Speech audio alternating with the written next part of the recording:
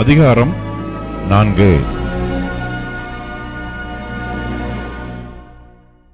நடந்த யாவற்றையும் மொர்தெகாய் அறிந்தபோது, மொர்தெகாய் தன் வஸ்திரங்களை கிழித்து இரட்டுடுத்தி சாம்பல் போட்டுக்கொண்டு நகரத்தின் நடுவே புறப்பட்டு போய் துயரமுள்ள மகா சத்தத்துடனே அலறிக்கொண்டு ராஜாவின் அரமனை வாசல் முகப்பு மட்டும் வந்தான்.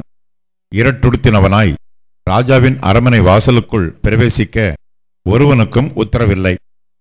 ராஜாவின் உத்தரவும் அவனுடைய கட்டளையும் போய் சேர்ந்த ஒவ்வொரு நாட்டிலும் ஸ்தலத்திலும் உள்ள யூதருக்குள்ளே மகா துக்கமும் உபவாசமும் அழுகையும் புலம்பலும் உண்டாய் அநேகர் இரட்டுடுத்தி சாம்பலில் கிடந்தார்கள். அப்பொழுது எஸ்தரின் தாதிமார்களும் அவளுடைய பிரதானிகளும் போய் அதை அவளுக்கு அறிவித்தார்கள். அதனாலே ராஜாத்தி மிகவும் துக்கப்பட்டு மொர்தெகாய் உடுத்தியிருந்த இரட்டை எடுத்து போட்டு அவனை உடுத்துவிக்கிறதற்கு வஸ்திரங்களை அனுப்பினாள். அவனோ அவைகளை ஏற்றுக்கொள்ளாதிருந்தான்.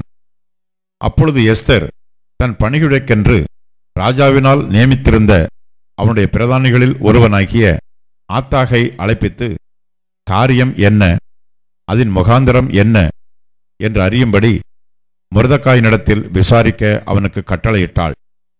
அப்படியே ஆத்தாகு ராஜாவின் அரமனை வாசலுக்கு முன்னான பட்டண வீதியில் இருக்கிற மொர்தெகாயினிடத்தில் புறப்பட்டு போனான்.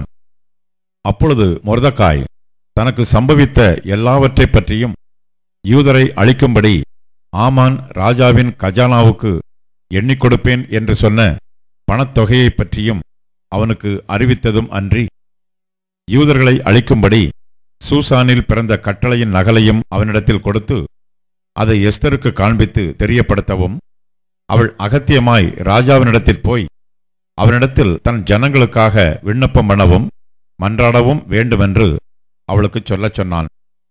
ஆத்தாகு வந்து மொர்தெகாயின் வார்த்தைகளை எஸ்தருக்கு அறிவித்தான்.